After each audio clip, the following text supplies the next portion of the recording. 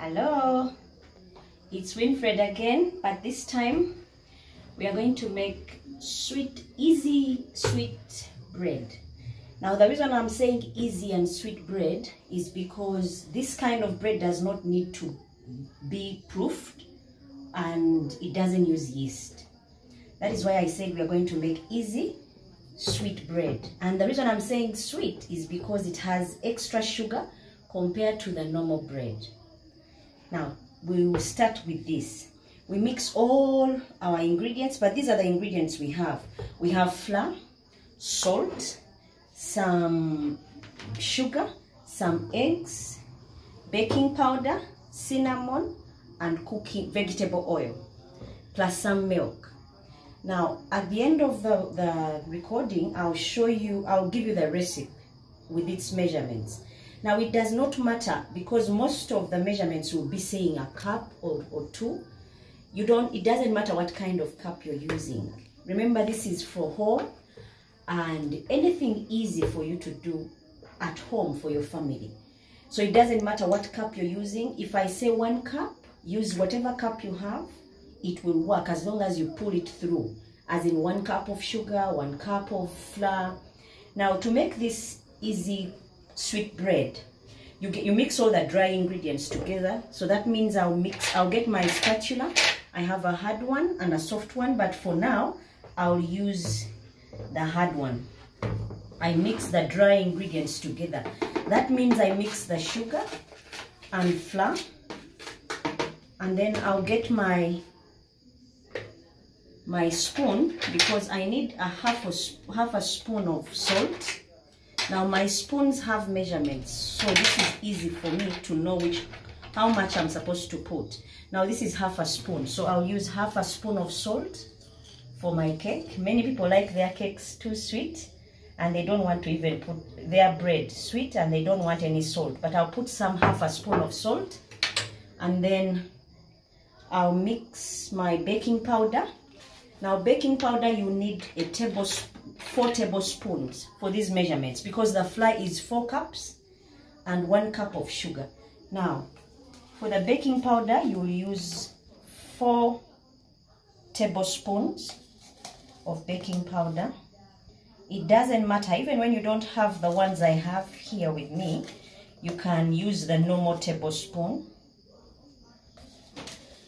to measure your ingredients.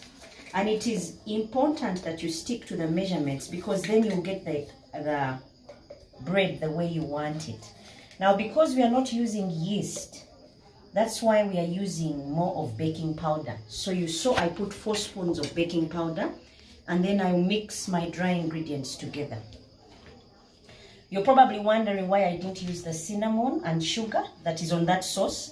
Now that sugar on the saucer is for the topping. When you're done mixing or mixing your flour, your dough, you have to sprinkle some sugar on there and some cinnamon for color and smell, and the sugar because it's a sweet bread. Now after I've mixed well my dry ingredients, I'll get to the wet ingredients. Now you have to have trays. I have this one for when I want to make loaves. This one is Katwe made, locally made here, in case you have more cake to bake, but you have no trays. This one is locally made, but these are the ones that I have. Now, if you don't have these ones, I brought in this one so you can use the local ones. They will still give you the same thing. And I have this one also for a wider loaf. Like my family now is bigger, so this would give me a good loaf of bread. And you have to also have some grease-proof sheet to help you line your tray so that it doesn't stick. Now, when we get to the wet ingredients, you put your oil first. Now, oil, you put 2/3 of oil. Now, this is my cup, so I'll put 2/3 of oil in my dish. This is my baking dish. I'll put 2/3 of oil. Like I said, I have another spatula that is soft. Now this also helps me to scoop out the excess oil. Because it is soft, it's able to go around the sides and corners and drain out all the oil because I need those measurements to stick. Same applies to you. If you can't find these spatulas, that would be good to help you with your bakings. We don't have to be professional bakers, but we can run our homes really well with these simple things. Now, after I've put my oil, I'll break my eggs. Remember, we are going to use 2 eggs.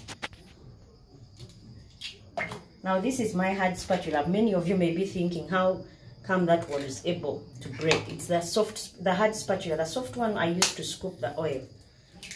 Now, you break your eggs.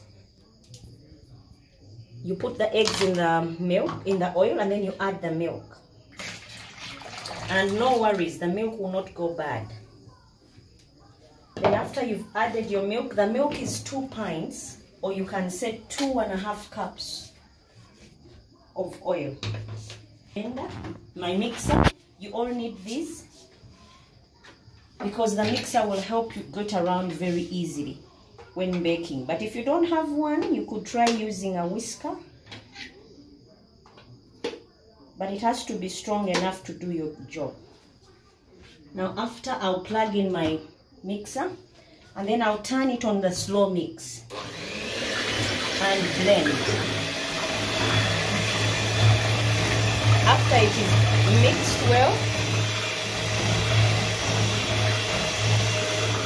on the slow speed.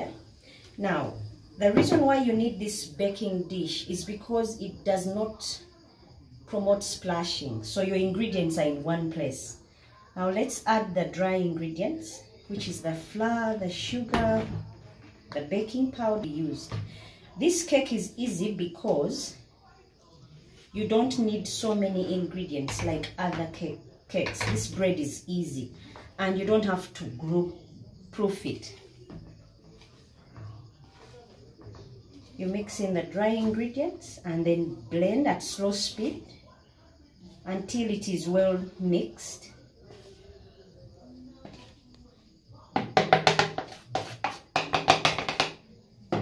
In order to avoid splashings, I will use my spatula for the start to make sure that the powder blends well in the ingredients so it doesn't splash all over the place and in my face. Now when I'm done, I will introduce my blender. I have another spatula that is smaller to get around corners. But don't worry if you don't have it. You can always improvise with whatever it is that can help you get around easy. Now you introduce the mixer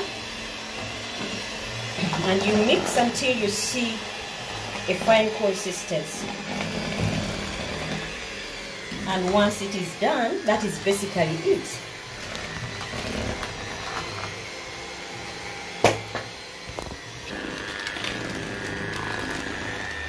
So as you can see, I'm getting to the desired consistency. And once you see your dough is at the desired consistency, you stop mixing. The advantage of this kind of bowl for baking is it can easily turn and do what you want. You see how I can easily move it? That's the advantage of having this. But even if you don't have exactly this one, there are many other bowls that you can use. Now I think this consistency is good. When you see there are no more crumbs, then it is good. Now I'm trying to get all my paste or my dough off the mixer, so I slowly pull out so as to avoid splashes. The flour can be removed using your smaller spatula. That is why you need 3 of them: a soft one, a hard one, and then a smaller one that can get around the corners. Once it's all off,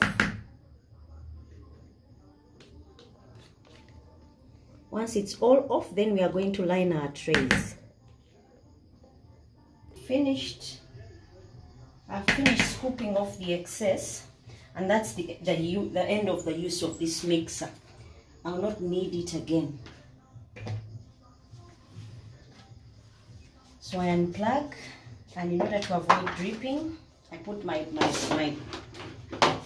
mixer on some bowl to keep it from dripping and making a mess. But as you can see, it has taken us a short time and this bread is ready. We will try and grease-proof our baking trays.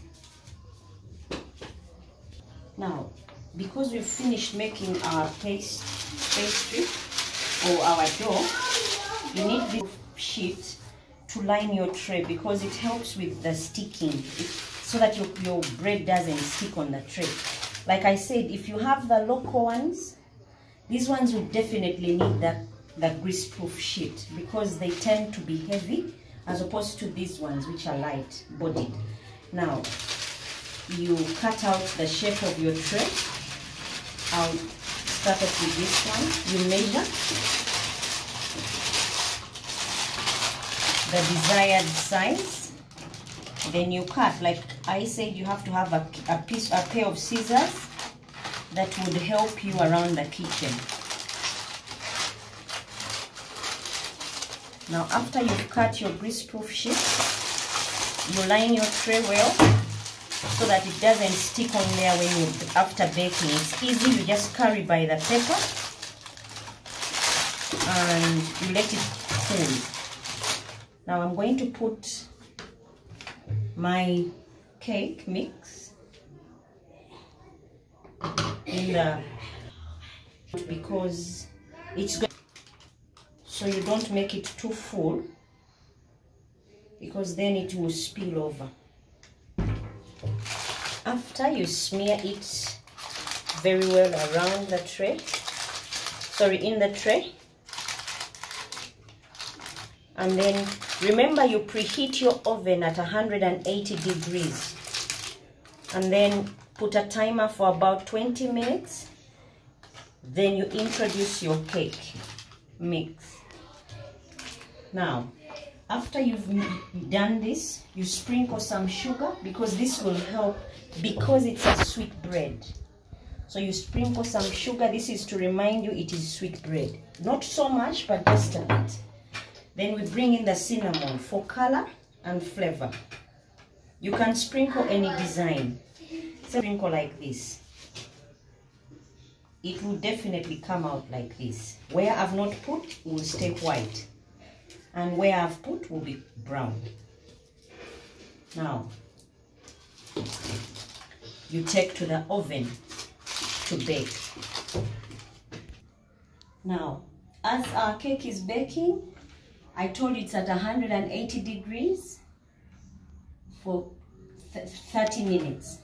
Now you need this rack. The reason I say 30 minutes is because that loaf of bread is a bit thick bodied. So it will need extra time to dry inside. But even if you do not know about the timing, say like your cooker doesn't have the numbers, you need like these skewers. You put in your pastry or your cake mix to see if it comes out dry, then your cake is ready. But if it comes out wet or sticky, then your cake is still needing some time in the oven. But if your oven is working well, you would need for 30 minutes. It should be ready. Now you need this rack for when it's done baking. Now, lucky for us, I already have a finished bread that we can use. When it's out of the oven, this is how it should look. The brown is because of the cinnamon topping we put. Now, this is our finished bread. This is how it would look like. Remember, we sprinkled the cinnamon on top. So this is how it would look. See how it looks? Now, the brown is from the cinnamon and the sugar on top. That's why when you cut it, you're going to see that it's not going to be brown inside, but it will be a nice color. But that brown is for flavor and for color. Our bread that is ready, we need a plate and a knife to slice it up and serve. To show you that it is bread. Your children may think it is cake, but it is definitely bread.